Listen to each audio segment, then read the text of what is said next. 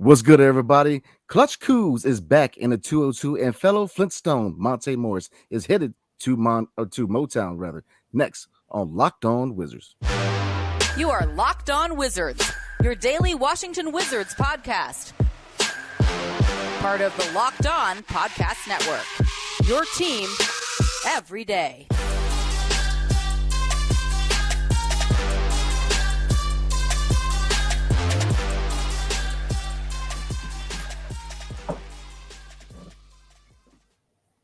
What's up, everybody? It's your boy Brandon Scott again with my guy, the real Ed Oliver. Thank you for making Locked On Wizards your first listen every day. We are free and available wherever you get your podcasts and on YouTube. Part of the Locked On Podcast Network, your team every single day. And today's episode is brought to you by PrizePicks. First-time users can receive a 100% instant deposit match up $200 with promo code Locked On. That's PrizePicks.com, promo code Locked On. So, as you know, Kyle Kuzma, Clutch Kuz, is back in the 202.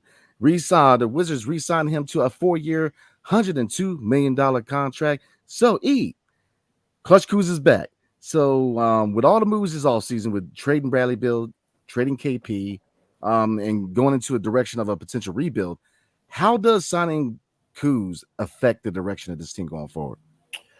So I think it's a solid move. I think it's a solid signing. I get both sides of the argument. How does it affect it? Now, what they can do, they signed him to a reasonable deal, 4 years, $102 million, $25 million per year. I think that's a very good and reasonable contract for Kyle Kuzma. Kyle Kuzma was looking for $30 million. That's the reports that we saw a couple of days before. The reports that he was connected to the Houston Rockets. Of course, everybody was connected to Houston because they had so much cap space. They just threw money to Van Vliet and Dillon Brooks. The Kings were reportedly interested, and they signed Harrison Barnes instead. I feel like there was the Pacers were interested, but they signed Bruce Brown instead. So after those moves happened, it was like, okay, there's a big chance that Kuzma's coming back. But how does it affect our future? I think it's a guy that's a veteran leader, a clutch player, like you said, a player that fans can get behind. As of course, the fashion, some of that stuff doesn't matter, but the pink sweater, all that stuff. The hat I got right here, we got that on the night that Kuzma designed the hat. But yeah, he's a clutch player. He's a veteran leader. He's a guy that's taken Denny under his wing. Isaiah Todd, he's not on the roster anymore, but he's a guy that Isaiah Todd has looked up to. Jordan Goodwin, who's not on the roster anymore, he said that Kuzma has been a vocal leader for the team. And we see it. We see Kyle Kuzma taking young guys under his wing when he played well with Rui and Denny 2 years ago. And Kyle Kuzma had a couple of clutch games, the clutch game against the Pistons, the game winner against the Miami Heat, the clutch 3 against the Bulls, even though he lost that game where DeMar DeRozan hit the crazy 3. But Kyle Kuzma is a guy that you can get the ball to down the stretch, and he'll make something happen. Now, the pros and cons of it is it's a good contract that you can flip. I do feel like you can get a first-round pick for Kyle Kuzma if he plays well this season. Average 21 points a game, seven boards. He's a good rebounder, solid passer. Yes, is he a heat check guy? Does he take some questionable shots? Does he take some tough shots? All that is true about Kyle Kuzma's game. The young guys, is he going to take away shots from them, minutes? All that stuff is true. Would some people prefer to see Denny play more or Bilal play more minutes or Baldwin or some younger guys play minutes? That may be true too. And, I don't think bringing him back is going to raise our win total by that much, where it still kind of takes away the direction of the team, where they're kind of trying to get more assets in the best draft pick, it doesn't have to be tanking, but just really getting the best draft position that you can get. So that's been the question mark about it, is that you're still kind of in this middle build if you bring Kuzma back and Jordan Poole, because both those guys, they're going to be getting up a lot of shots. Jordan Poole is going to get up a lot of shots, and Kyle Kuzma certainly is going to get a lot of shots as well. So I think it's a good move bringing him back on a reasonable contract. He's a good leader, veteran, can teach some of the young guys, good offensive player. And of course, with the new CBA rules, you do have to meet a salary cap floor. And bringing back Kuzma, I was looking at it on Spot Rack. Right now, we're $12 million over the salary cap floor, but we're way under the luxury tax, which is something that's a positive spot. Where under Ted, we were always right at the luxury tax, but right now we're $29 million under the luxury tax. But as far as the cap floor, we're over it by $12 million. So you just had to meet that cap floor. And I think he's a solid player that is still going to be, and you hear him in interviews too. He says good things about Denny. He's always honest. He's honest in interviews. He's honest about Wes Unseld Jr. talking about the 15-point leads that were blown. So he's an honest guy. He's a guy that's going to wear what he says on his sleeve, on his shoulder. And I think right now with the build that we're doing right now to flip him, I think, honestly, I feel like you can get some valuable assets for him. I don't think they want it. They're thinking, is personally, they did not want to let him leave without getting anything in return, where I think they can get some value for him. Now, you did just see John Collins get flipped for 2 second-round picks, basically the same contract. But Kyle Kuzma at this point is better than John Collins. So I feel like there's a lot of contenders that are going to be looking for Kyle Kuzma. If they would have traded him before the trade deadline, this is another mess up or mistake by Tommy Shepard, where they really should have just hit the reset button before the trade deadline and shipped guys off to get value, Porzingis and Kuzma, and probably should have spoke with Bill and been honest with him. But it's too late now, and Michael Winger, Will Dawkins, Travis Schlenk, they're all trying to recoup value and assets. They're trying to just take care of the mess that was left on them right now. So, and that's kind of the best thing they can do. I mean, yes, they could have let him walk, but at the same time, I feel like it is better to try to get some assets for Kyle Kuzma. So I understand both sides of the argument, but I am trusted in the process of the new front office that, hey, let's see what Kuzma can do. We know he's going to put up numbers. We know he's going to be a good playmaker. And I just want to bring up some good numbers because a lot of people try to take a dump on Kyle Kuzma with stats, analytics, talking about win shares and how he affects the team in a negative way and shot selection. I get that. That is valuable too. But per basketball index, and he was a good defender last year too. He was a solid defender. So he was 99th. He was in the 99th percentile per basketball index for passing creation quality. So he does find teammates for open shots. And a lot of times where he is taking bad shots, it's at the end of the shot clock where guys are giving him the ball and he has to throw up a grenade. So not all of it is his fault. Rim shot making, 85 percentile. He is a 6'10" forward that gets downhill and gets to the basket. Not a lot of guys that are 6'10" can move at his speed and put the ball on the floor and get to the basket and create, get the board and push, hit outside shots as well. So he has a unique skill set. 3-point shot making, 80th percentile. And then openness rating was 7th percentile. He does not get open much at all. He takes a lot of tough shots, and that's a part of the offense. Now, positions defended, he defends power forwards 28% of the time, small forwards 23% of the time, point guards 13% of the time, and shooting guards 23% of the time, and centers 10% of the time. So that shows his defensive versatility. So I think it's a solid move. I don't mind it at all. I think it's a very good move. 3 main points why.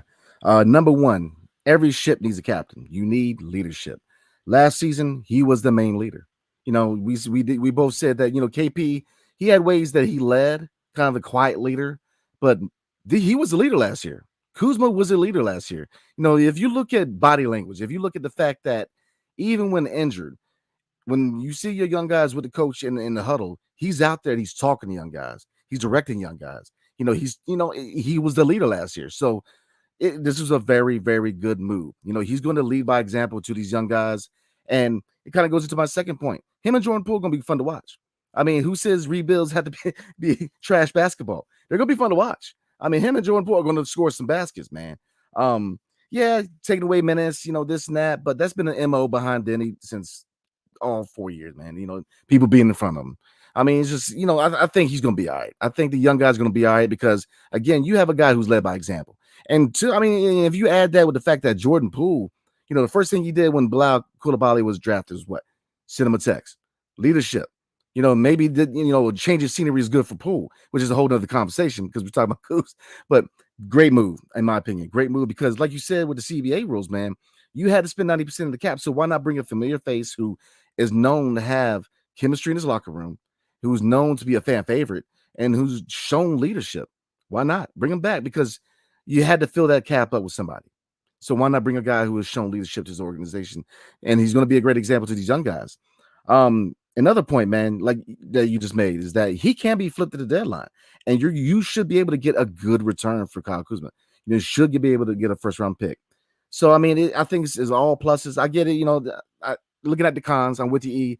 Looking at the cons, you know, he shoots a lot. But, look, it's a rebuild. So, him and Poole are going to score, man. And both of them going forward can be pieces that can be moved. So I think this is a great move for his organization, man. I think he's going to come in. He's going to be that leader. And he's going to lead by example to these young guys, man, because he was a very popular guy in the locker room and a very popular guy as far as the fan base, man. So this is a good move because we had to spend that money because, you know, you mentioned if you look at Houston, you know, the reports coming out that they were, as much as they were very hesitant with Van Fleet.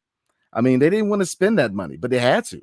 So, and they picked up Dylan Brooks. So they had to spend that money. So, I mean, I believe, what was it? $50 million plus in cap room than Houston Rockets had. Mm-hmm. So, they had to spend that money. So if I'm going to kind of hit this point again, is that if you're going to spend that money, why not bring a guy who's a proven leader, a guy who is going to come in and be popular, and then instead of bringing just another fresh face. So, in closing, man, I love it, man. I think it's a really good movie. Yes, sir. So we're going to get to more about the move and then talking about Monte Morris. But before we do that, we're going to get to a quick word from PrizePicks. Yes, we are. So PrizePicks, how does it work? Well, you pick 2 to 6 players, and if they go score more or less than the PrizePicks projection, you can win up to 25 times your money on any entry. No competing against other people. It's just you versus the projections available. PrizePicks offers projections on any sport that you can watch. This includes the NBA, the NFL, Major League Baseball, the NHL, PGA Golf, college football, men's and women's college basketball, soccer, WNBA, esports, NASCAR, tennis, MMA, boxing, disc golf, good God, Euro basketball, cricket, and more. Entries can be made in 60 seconds or less. It is that easy, safe, and fast withdrawals. Currently operational over 30 states in Canada. Download the PrizePicks app or go to prizepicks.com to sign up and play daily fantasy sports. First-time users can receive 100% instant deposit match up to $100 with promo code Locked On. If you deposit $100, PrizePicks will give you $100. If you deposit $50, PrizePicks will give you $50. Don't forget to enter promo code Locked On as sign up for an instant deposit match up to $100. And thanks for making Locked On Wizards your first listen every day. Tomorrow we are going to have a special guest, Locked On Warriors, on to chop it up and talk about Jordan Poole and what he brings to the Wizards. So definitely tune in tomorrow for that. So next on the agenda, fellow dude from Flint, Michigan, going in the opposite direction. The Wizards sent Monte Morris to the Detroit Pistons for a 2027 second round pick. So the question is, do you think the Wizards got the maximum package for Monte, or you think it was kind of best case scenario as far as what you can get in return for Monte Morris? Mm-hmm. Yeah, I want to get to Monte too, of course. And another stat I found too is for the people who bash Kuz with numbers too. So NBA power forward free agents in the top 5 highest defensive estimated plus minus rating last season. Kyle Kuzma was third in that free agent list. Number 1 was Draymond Green with a plus 3.0 in the 99th percentile. Justice Winslow with plus 2.5 and plus minus in the 98th percentile. And Kyle Kuzma was plus 1.5 in the 90th percentile as well. So those are some good numbers. And also quotes from Michael Winger on the radio on the junk on 106.7 The Fan. He said, "I would be extremely surprised if we're one of those bottom out tanking type of teams. It's just not my DNA. It's not in Will's DNA, and it's not in Wes's DNA." So that's what he said. I mean, and he said this team's going to be a fun and exciting basketball team. And I can still see that with Jordan Poole and Kyle Kuzma. They may not win a lot of games. I think what they're going to look like, I think they're going to be like the Utah Jazz of last year, where everybody thought the Utah Jazz, that they were going to tank and get the best draft position that they were going to get, even though that might have been the best situation for them. But they had a good team with Colin Sexton, Mike Conley, Lauri Markkanen, Walker Kessler. They drafted well. They overachieved. And Jordan Clarkson. They won more games than what they should have, but at least they built that young core. They found somebody in Lauri Markkanen that they can definitely build around. So maybe they can find something like that here in DC. But to get back to the question for sure, Monte, man, it's about time, man. He had the popcorn emoji, and then he was on TV actually too. He was on Stadium with or was it? I got to remember the channel. I don't know if he was on there with Shams Charania, but he was doing some type of TV segment. And then the funny thing is, Tommy Shepard was on TV as well on NBA TV doing the free agency show on NBA TV. So it's just funny, all these former Wizards on TV talking. The thing is, when you get fired, usually you immediately get a job on TV. That's what happens in the NFL too with coaches. But that's neither here nor there. But Monte Morris, honestly, I'm just not surprised. I'm not surprised. I mean, we talked about it. He was on there putting up the popcorn emoji and, turning his profile picture black and taking his name off or taking the Wizards off his profile. And I was like, man, look, there's really no popcorn needed for this. There's no popcorn needed for getting back a second round pick. It's just not. It was basically a salary dump. Now they did get a 9.8 million trade exception. I saw that from the Athletic, so that's good that we got that. But we had so many backup point guards: Tyus Jones, DeLon Wright is a backup. So many backup point guards. There's just so many point guards on the roster. So we had to move on from one of them. And Monte's the odd man out. He gets to go back to where he's from in Flint, Michigan, like you brought up earlier. So it just is what it is on that. We weren't going to get a bunch of second round picks. Once again, we get another second round pick. It is a 2027 second round pick. So we have about 60 second round picks. So maybe we can use those to get other guys. Now you look at some other moves around the league using second round picks. Obi Toppin was traded for 2 second round picks. I want to look at the Kenyon Martin's son, KJ Martin. I need to look at his trade, but I believe he was traded for a couple second round picks too. So you can flip those second round picks for young guys. Maybe I personally think we should have went after maybe a guy like Kenyon Martin's son just to bring some athleticism to the team, honestly. But yeah, I mean that just shows you what second round picks get you. And if you want to move up in the draft like we did this year to get Bilal, you attach 2 second round picks to it. You move up one spot and you get your guy. And the Wizards did that with Bilal Coulibaly. So I'm not surprised at all with the Monte trade. I'm not. I didn't think it was going to be a first or anything like that. Nah, I'm not surprised at all. He was definitely the guy that had to go. DeLon Wright has more value. I mean, nothing against Monte Morris, just DeLon Wright can defend. He's shown some leadership last year. So we all knew that it was inevitable that he was going to be moved. And I think that was probably a pretty good move to get a second round pick and the trade exception. So yeah, my thing is this, man. I'm gonna get on. The whole turning the screen black and popcorn is like, come on, man. This is a business. Come on, man. Really, you catching feelings, man. Like, I mean, were you mad when Denver sent you here? Like, I don't see all that, man. Like being criticized for not being that guy at starting point guard, man. I mean, come on, you're not the guy. Just, yeah. I'm just gonna leave it there. But, yeah, I think it was a good trade, Brandon, as what you were saying. We just weren't going to get much value from Monte at all. We just weren't going to get much. And not a bad player, good assist to turnover ratio, good guy off the court, all that. Of course, he's with the Nuggets, so it's unfortunate that he didn't get to win a championship with the Nuggets once he got traded from the Nuggets. Then he comes to the Wizards, and then the Nuggets win the NBA Finals. So it's unfortunate the way it worked out for Monte, but I think he's a guy that can certainly help out a playoff team for sure in the future. So we're going to get to comments right here. My guy Brandon, he should be getting back in pretty soon. But we are live here, so there's a lot of comments here. We're going to get to comments here. Johnny D says, question mark. Michael Wilder said, it's trying to feel like the new 90% minimum rule is way too good of an anti-tank mechanism. Yeah, they are trying to keep teams from tanking. And it's always been like that because even with Ernie Grunfeld, I want to say the 2016 season, they signed a bunch of guys. They signed Andrew Nicholson. They signed Andrew Nicholson, Jan Mahimi.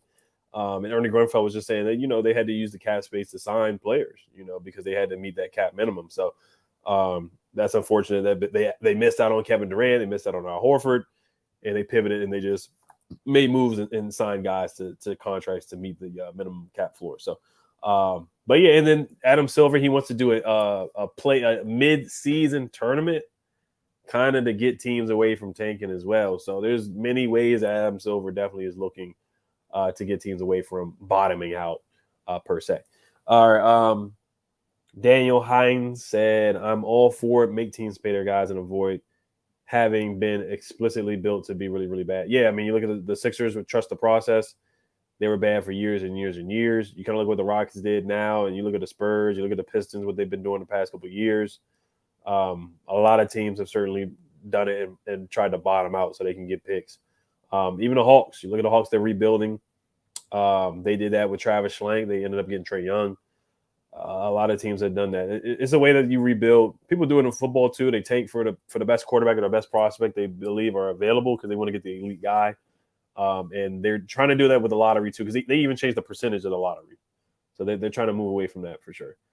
XD_Zaytoven says, our rotation is literally not bad at all. Tyus Jones, Jordan Poole, Denny, Kuz, Gaff is a very balanced starting five, and Kispert, Landry Shamet, Tristan Vukcevic shooting off the bench with Bilal and Johnny Taco being wild cards. It's a lot of guys. It's a lot of guys. I think the starting five is certainly up in the air. I think Tyus Jones is most likely going to be your day one starter at the point guard. I think Jordan Poole is definitely going to be your starter at the two guard. I think the three spot is the one that has the biggest question mark at this point. And that's kind of how it was last year because everybody was like, okay, Monte's going to start, Brad's going to start, and then Porzingis going to start at the 5, and Kuz at the 4, and then Denny started at 3, and it was kind of like Denny versus Will Barton. Now this year is Denny versus Corey Kispert. So, could Denny really grab the bull by the horns and take over that 3 spot? Or is Kuz going to be at the 3 and then Denny at the 4? Excuse me. The biggest question mark for me is the shooting with Denny, and that was a big reason why Gafford was inserted into the starting lineup because Denny struggled from the 3, and they had to just West made an adjustment and he decided to put Gafford in there next to Porzingis where, Gafford could take on more of the physicality and Porzingis could just stick out there at the 3-point line. But Denny at some points, the defense just wasn't a threat out there offensively. So West made a change and, Porzingis certainly started to play better when Gaff was on the floor. So that's just the question mark with me with Denny. You just can't go out there and shoot 29% from the 3-point line to start. It's just hard to have him out there and do it. I get the defensive side of the ball, but that's the question mark there. I think defensively, I think it would be an advantage for him to start. But once again, if he goes out there, and is not a threat at all offensively, shooting the ball, then it's just hard to start him. It's really difficult to do that. So that's my take on it. I see a lot of people having Denny start. I wouldn't mind it, but like I said, he's got to go out there and prove it. He's got to go out there and prove it. Shugs BZ says time is money. Let's go. Wyatt Law says must be some sort of Wizards breaking news. Yeah, so the news came out Friday. The Wizards didn't waste much time at all with signing Kyle Kuzma. Free agency started at 6, and then I think they made the move around like really 6:10. No more than 10 minutes of the start in free agency. They made the move to start and bring back Kyle Kuzma. So they didn't waste much time at all on this move. So I think they have a plan. They're not just signing him. I know the complaint is that this move kind of seems like a middle build kind of move where I think the consensus would rather see the Wizards, not be in the middle again, either be competitive or be really, really bad. And that was the complaint that the Wizards got last year. So I think it's a fair argument. But I think they want to get value out of Kyle Kuzma's contract. And I think that's what they want to do. They want to get more assets, more than just a second-round pick. Because I think you could actually get a first-round pick for Kyle Kuzma. I think he's worth that. And he was worth that before the trade deadline. There certainly were reports coming out that teams were willing to give up a first-round pick for Kyle Kuzma's services, for sure. My guy Brandon's back in. Did you want to pick up where you left off on Monte? I think the point over here, man. Sorry about that, y'all, man. My internet box just went out, and I'm back with y'all, man. Now, before we get into comments, man, it's just Monte. We all knew it was kind of happening, man. So, right, 100%, yeah. Yeah, I know your Wi-Fi is good. It's not any funky like 7-Eleven type Wi-Fi. I know you got good Wi-Fi, so this doesn't happen much,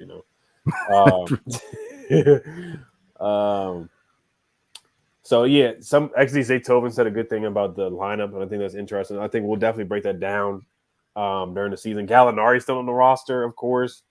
Where's Bilal going to fit in? That's a good question. Johnny Davis. A lot of people are starting to forget about Johnny Davis. Where does he fit in? Because Landry Shamet is still on the roster. So how many minutes does Shamet get? Jordan Poole's got to play at least 30 or 35, really to almost 40 minutes a game. Kyle Kuzma's going to play 35 minutes a game. So, yeah, it's a little murky right now as far as the minutes right now. So what are your thoughts on the rotation early? Yeah, it's murky, man, because, where do you play Shamet without having to take minutes from young guys? You know what I mean? So that's a big question. Where's Muscala? Does he back up Gaff? Is it going to be Vucevic? So I think there's a lot of questions, man. I think a part of me thinks that they should try to make maybe another consolidation trade and kind of clear up the roster. But because I'm very intrigued. Obviously, we're gonna have more of a better view on Vucevic after Summer League because I'm very excited to see Vucevic and Koulibaly in Summer League, man. I'm very excited. So I think a lot of that's gonna be cleared up because very well if you see Vucevic have a strong Summer League, he could be moved up the depth chart. But right now it's solid, man. It appears that hey, Jones is that guy, man. He's that guy, that starting point guard, and Jordan Poole's the 2 guard. So this is not a garbage squad, man. I like Jordan Poole, and I think Kuz come back. It's not gonna be a garbage squad. It's gonna be fun to watch. So, but it's gonna be interesting what they do with Muscala and going forward, man. It just is because I want to see Vucevic back up Gaff eventually, even when he's ready. Because he's just his talents are real, man. I'm trying to tell you, if he can find how to play defense, man. Vucevic plays basketball, man. I was looking at his tape today, man. So he definitely plays some ball. Mm-hmm. Yeah, Vucevic can play, man. Muscala's still on the roster. Gallinari's still on the roster. I see somebody comments and saying, why does Shamit need to play? I mean, he doesn't necessarily have to play, but he's on the roster. He's another guy. I don't see you getting much asses for him either. But they brought him here for a reason, so they may have a plan for him. But right now, it's not a lot of minutes to go around, honestly. Because you look at the shooting guard depth chart in NBA TV, they put up a depth chart already too, and they didn't even put Johnny Davis on the depth chart. They forgot to put him on there. Now, like I said, NBA TV is not gospel, so I wouldn't go by what they put up on there. Tommy Shepard was on there, but yeah, I mean, if you got Shamet at 2, if you got Shamet at the 2, and behind Jordan Poole, you got Johnny Davis at the 2, then yeah, it is weird. And they're already saying in press conference, like Will Dawkins already said that he wants Bilal to have the ball in his hands and be a guard. So is Bilal a 3 or a 2, or can he play 2, 3, 4?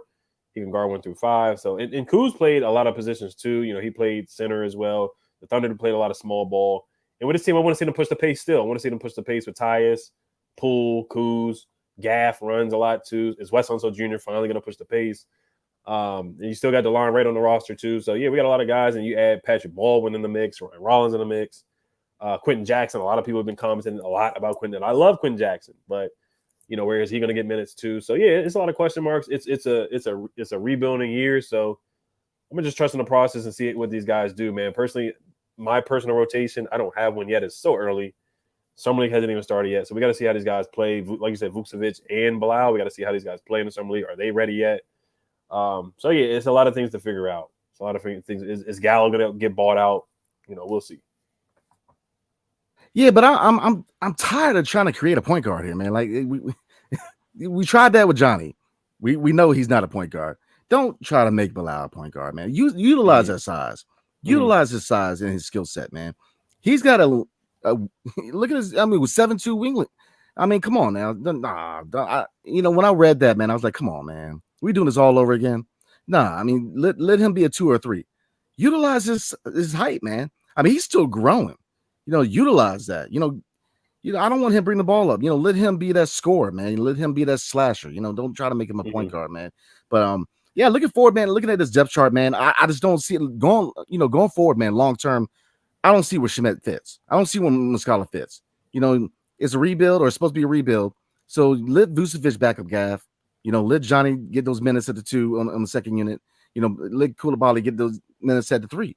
I don't really see where Shamet fits. I think that he needed to do another consolidation trade. I don't see where they fit because, everybody's talking about, Kuz and him potentially taking away minutes. I see Muscala and Shamet taking away minutes from guys, if not as much, more than Kuzma, because you can fit around Kuzma, man. Like we were talking about earlier, depending on the matchup, you can play Kispert or Denny at the 3, because I'm assuming they're going to play Kuz at the 4. So you can miss a match there. You're not really taking, a lot of minutes away from them, because they're going to, depending on the matchup, they're going to get their minutes. But, Vucevic, I think that they need to look at him, because before Jay Huff was, non-tendered, I thought he was a candidate to back up Gaff, man. Muscala, he's a stretch 5. Mad respect, but I've never been a big Muscala fan, because I've never been a big stretch 4 or 5 guy. I think that you need to be able to at least play average defense in the NBA. I mean, to not be able to defend is just abysmal to me. I mean, that's just my thing. And looking at Vucevic, I get it. He's not known for his defense, but being a young guy and you're rebuilding, develop that. And you develop that with him getting playing minutes. So that's where I'm at, man. I think Muscala and Shamet, I think they need to explore maybe moving him and get some more assets, because I just don't see where they fit long term. I would rather see Johnny Davis get minutes than the Shamet, because Johnny Davis needs minutes. You best believe he definitely needs minutes, and the same thing with Koulibaly. So yeah, that's where I'm at. I'm gonna, matter of fact, real quick, man. I'm gonna let a couple of comments real quick. My man Sheldon T said using the neighbor's Wi-Fi. That's what I said. I said you don't have the 7-Eleven Wi-Fi. I was trying to say that, right? Man, you know what it is, man. It's summertime, and man, all the kids are home using the internet, man. So they got me today. So, but I got you. Right.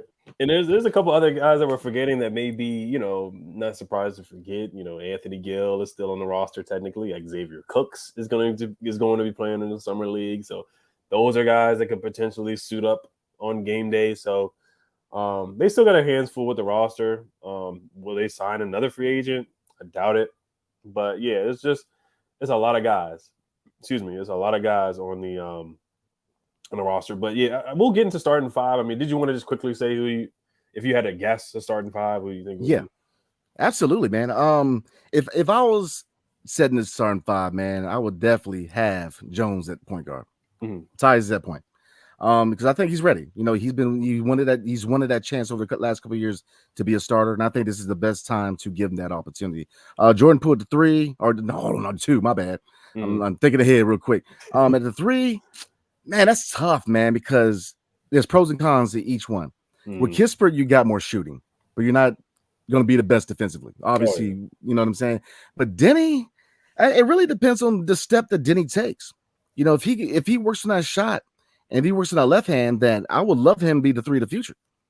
For a young squad, man. But again, Kuz at the four, obviously, and then Gaff at the five. That would be my starting five, man. It's tough with the three because, man, you want to say Kispert, but then with Poole and Jones, man, then you're just not going to be a good defensive unit.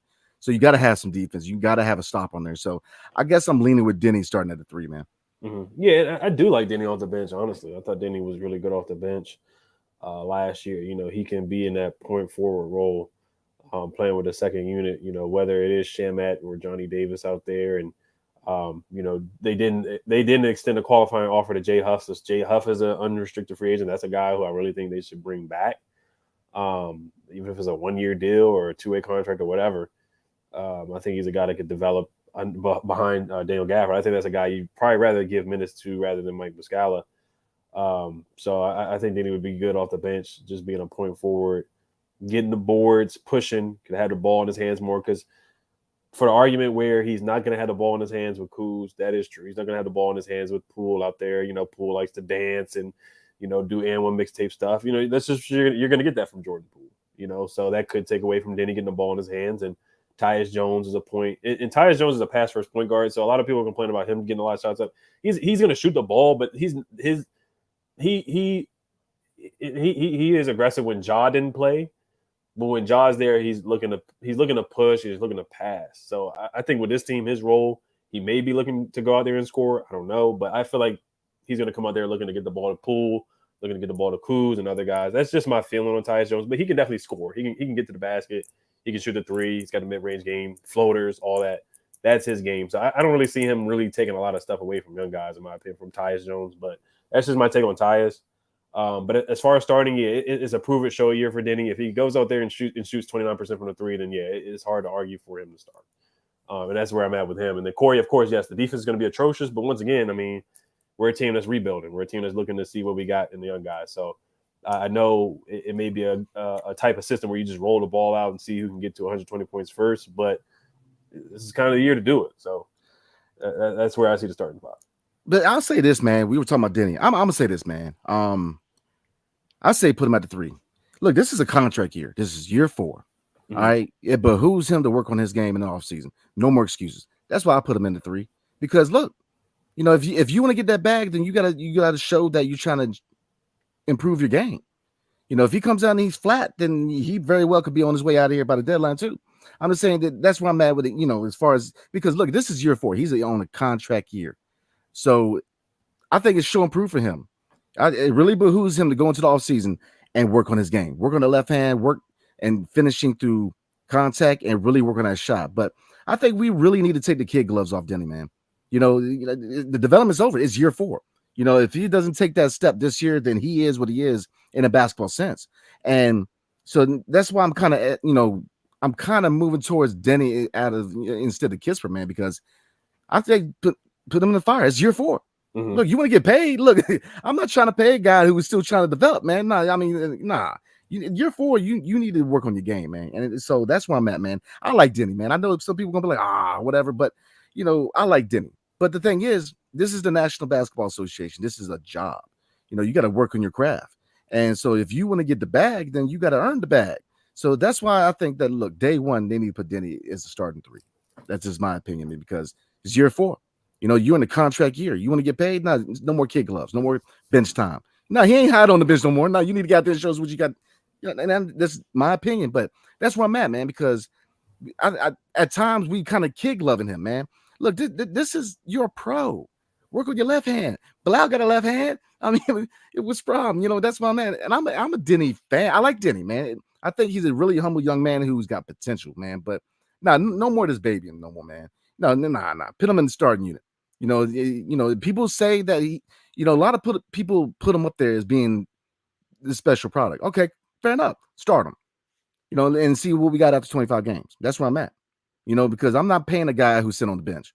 Now, if you want to get that bag from my organization, then you need to start and show some improvement. That's where I'm at. So that would be my change of the starting five. Yeah, the only thing I'll say is they started him last year, so and it worked a little bit, and then it didn't, and then Wes made changes to it, and I thought that lineup played better with Gaff and Porzingis. Honestly, I thought Porzingis started to play better, and we got some better shooting out of that lineup. Even though Gaffer's not going to shoot, I thought the shooting was better, after that, and it was hard to play Denny because he just wasn't a threat. You look at the Lakers game against LeBron, and LeBron didn't even go out there. I mean, I can't blame him. Now, Denny had his turbo moments, but we'll talk more about the starting five. I'll get to a couple of comments here. D talks a lot. He said, excited for the summer league. I like the Kuzma move too. In Winger, we trust. Shout out to my guy D. Make sure you guys subscribe to him on YouTube as well. I'm excited for the summer league too. I really am. I'm super excited. And we'll read a guy who doesn't like the move because we want to get all sides of the opinions here. So a lot of this really 50-50 from what I saw. Of course, I was on Twitter and looking at stuff. The things going on with it, trying to limit characters and limit what you can see on Twitter and all that stuff.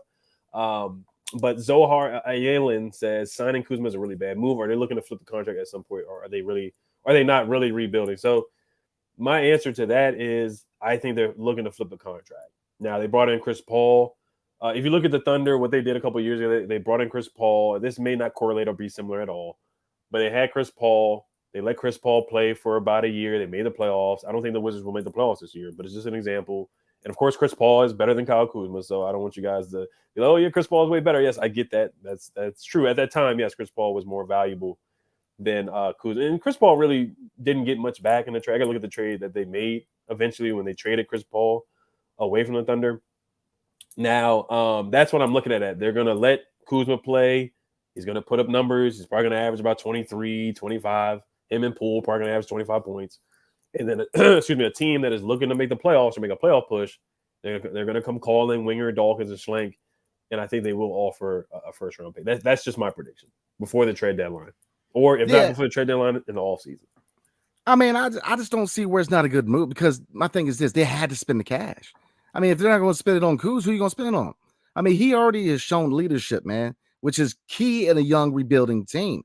He already has chemistry with his locker room. He has chemistry with his coaching staff. I mean, I can see why, to a certain degree, why people will be skeptical, but that's the thing. You had to spend that cash. I know that Houston, outside of a year that you didn't have to spend 90% of your cap, Houston doesn't make those moves. Houston's not making those moves this year if you didn't have to spend 90% of your cap. So, I mean, I think it's a win-win for this organization because, going forward, you got a guy who can play some basketball. He's not scrub. He's going to be entertaining the watch, matching him up with Jordan Poole. And then two, if you want to flip him at the deadline, you're going to get value. You're going to get value for him. So I think it's a win-win, man. I'm behind. You know what? I'm putting my faith behind this front office, man. I'm glad I can say that. Years under Tommy, man, I was just confused half the time. But I'm putting my faith in this front office, man, because I like where they're going. So, right. So, well, man, D said, "What Monte go for a half a dozen of Krispy Kreme donuts?" Yeah, basically that. Basically that. And I'm really not surprised. I'm not angry or mad at it. Once again, we get another second round pick, so we can just accumulate more seconds. I hope we can finally get a first in a trade this season. That's what I'm hoping for from Kuz, either this season or next season. That's what I'm hoping for. No, I'm still optimistic, man. Like I said, I think it's a good move. It's a great move for this team going forward, man. So before we roll, man, you see any other comments you want to answer real quick? No. Somebody said Gafford is my guy, but he's mad, soft, man, like marshmallows. I don't agree with that, but I do think the team doesn't have a lot of toughness on the team. I do agree with that. I think it was kind of that way last year. We don't have a lot of toughness or grit and grind. We don't have a lot of mean guys on the roster. But like I said, I think some of the guys just got to develop that. So we'll see what happens. And we're in year one of a new front office building the team. So I would not say Gaff is Charmin. I don't believe that. But yeah, I think I'm good. We'll talk more. We'll talk more about stuff on the next episode. Yeah, man, I don't think he's soft, man. Man, Gap ain't soft, man. I mean, look, Jordan Poole got a little dog to him, man. He be talking some stuff, man. I mean, if you could tell, them cats in Golden State the way he did, I'm just saying, look, he got a little attitude to him, and Kuzma got a little attitude. Look, and don't forget Vucevic, man. He's Serbian, man. The Serbians, man, they get a little edge to him, man. I'm just saying, give him a chance. We'll see. I like what they're building, man. Before we roll, I like what they're building, man. I like the moves this offseason. Yeah. I think Kuz, I'll be totally transparent before we roll, man. Yeah, at first I was like, what? We brought back Kuz because this is supposed to be a rebuild, and I get it, man. But, with the reports of the 90% of the cap, I get it. And I'd rather bring back a familiar face than bring back, strangers that really don't fit the mold of what we're trying to do going forward. So I think it's a great move, man. And I think that, I like the direction of the team. So, yeah, we're going to go ahead and roll, y'all. Definitely appreciate everybody tonight, man. I know y'all waiting for us to push us out, man. So definitely appreciate y'all showing up, man. We got 186 people in the queue right now. So definitely appreciate y'all taking the time to watch us and chop it up with us tonight. So thank you for making the Locked On Wizards your first listen every day. Tomorrow on the show, we are going to chop it up with Locked On Warriors. And we're going to talk about Jordan Poole and what he can bring to the 202. So again, we appreciate y'all, man. And we'll see y'all later. Definitely check out the episode tomorrow about Jordan Poole. So again, I hope everybody has a good night. Hail to the Wizards and peace.